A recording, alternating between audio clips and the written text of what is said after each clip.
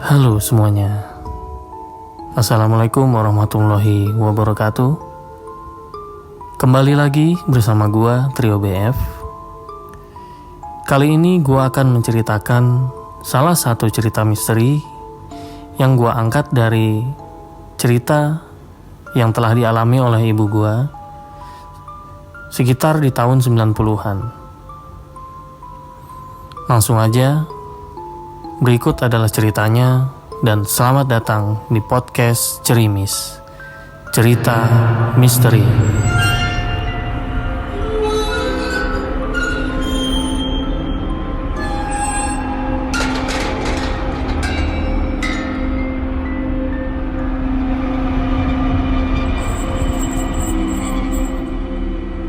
Cerita ini dimulai ketika gua dan keluarga gua masih tinggal di daerah Jawa Tengah, yang tepatnya di daerah Sragen, sebuah kabupaten yang berjarak kurang lebih sekitar 35 km dari kota Solo.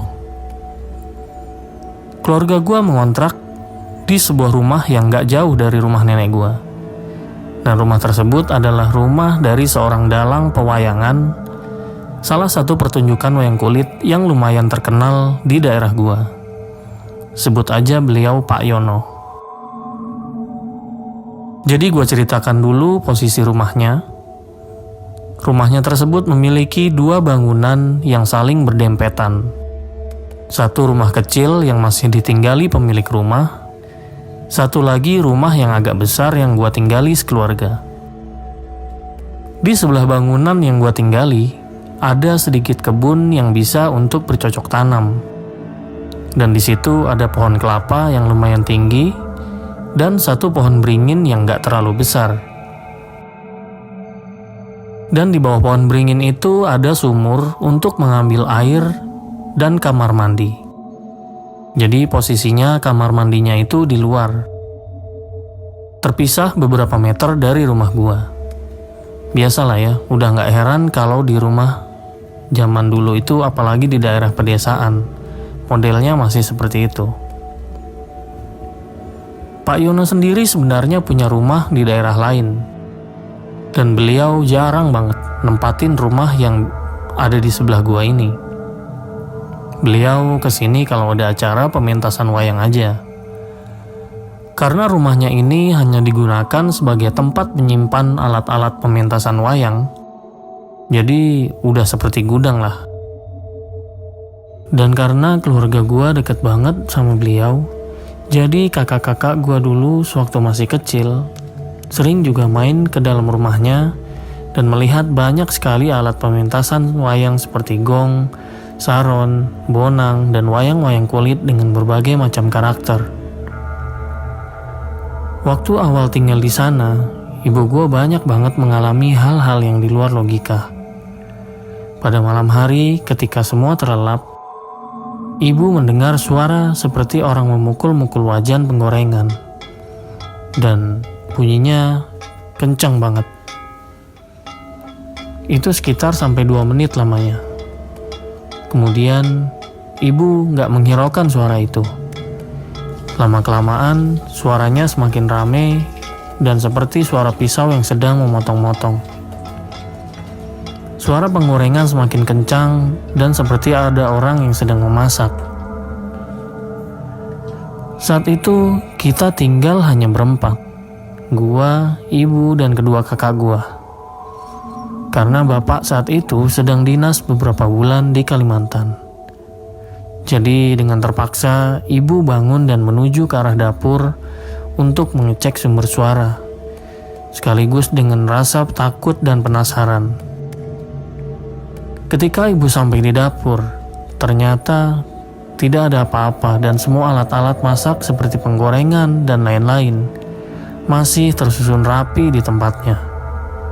Tanpa pikir panjang, ibu langsung kembali ke tempat tidurnya.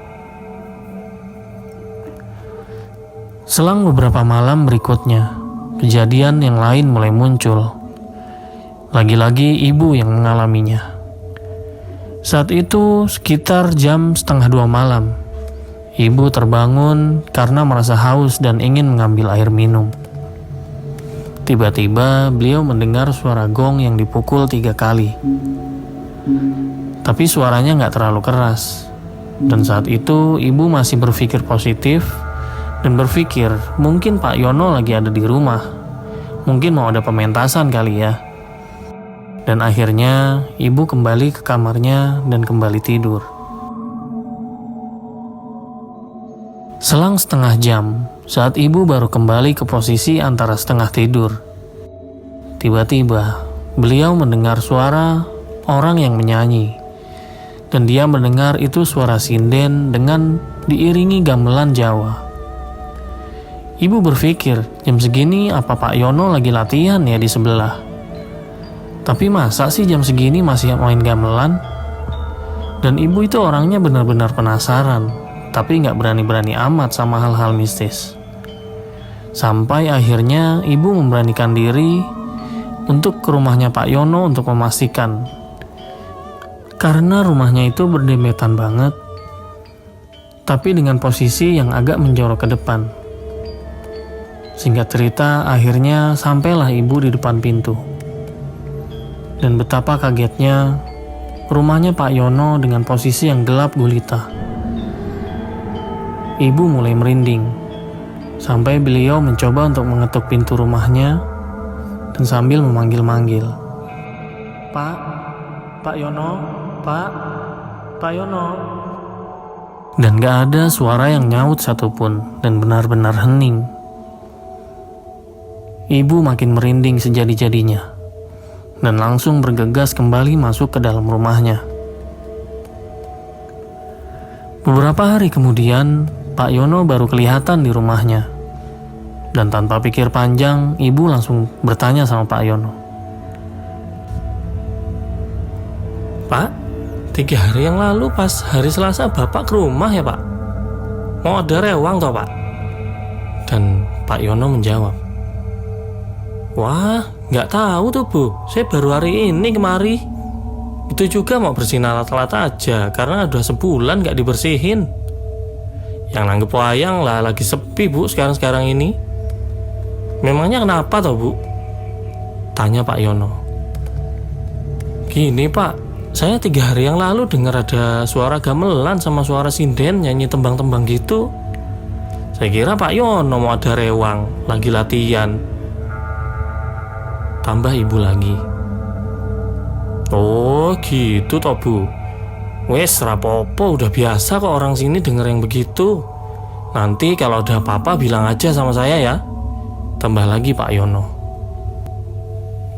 Memang orang-orang di desa gua percaya kalau seorang dalang di pementasan wayang itu kental sekali dengan aura mistis. Karena mereka dipercaya sering berhubungan dengan hal-hal gaib. Nah, ini nih yang menurut gua agak nggak masuk logika dan agak epik nih. Singkat cerita, keluarga gua udah mulai terbiasa lah sama hal-hal mistis, terutama ibu. Jadi waktu itu ceritanya siang menjelang sore sekitar jam 3-an. Saat itu kedua kakak gue lagi main, ya biasalah bercanda kejar-kejaran teriak-teriak kenceng banget. Dan mereka mainnya di kebun samping rumah yang ada pohon kelapa dan pohon beringin itu. Ibu akhirnya keluar dan menegur kedua kakak gue itu untuk gak teriak-teriak kalau main. Tapi sama mereka gak digubris dan lagi-lagi teriak-teriak kenceng banget. Sampai-sampai ibu dengan nada agak tinggi menegur mereka. Entah apa yang jadi firasat ibu waktu itu, padahal kalau dipikir posisinya rumah kita berjauh-jauhan sama tetangga yang lain. Akhirnya karena kakak-kakak gua merasa mainnya terganggu dan mereka pindahlah mainnya ke rumah nenek gua yang jaraknya sekitar 500 meter dari rumah yang gua tinggali ini. Dan gua saat itu masih belum terlalu ingat keadaan rumah saat itu karena gua masih sekitar umur 4 tahun.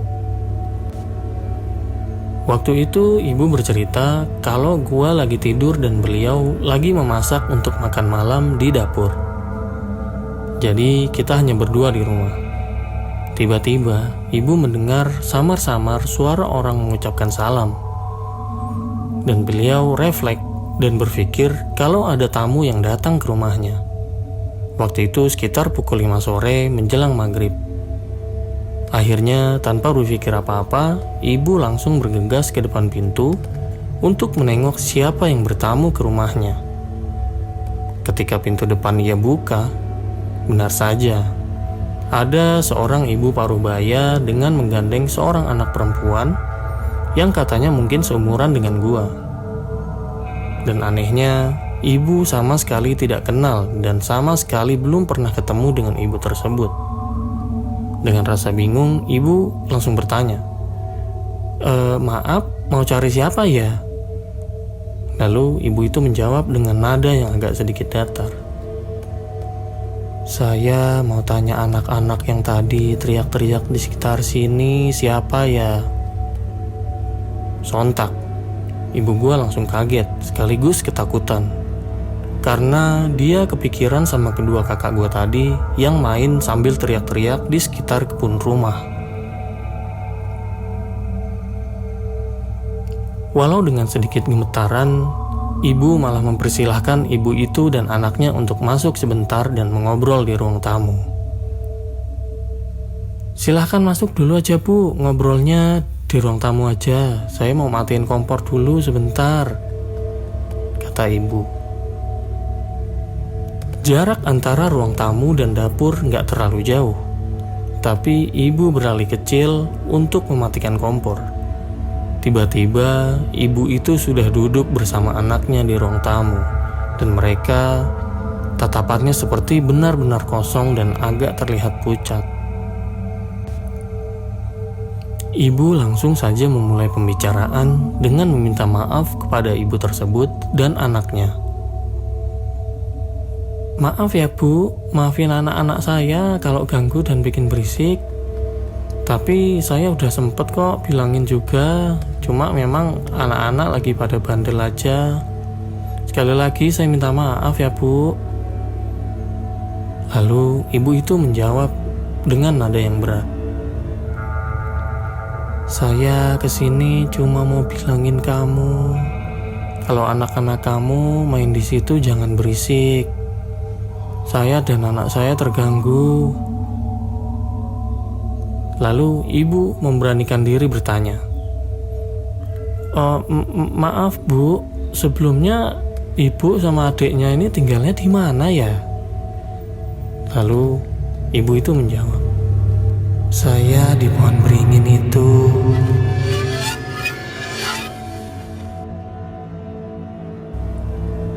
Langsung ibu gua keringat dingin dan semakin yakin kalau yang bertamu ini bukan manusia. Karena beliau bercerita kalau penampilannya agak aneh.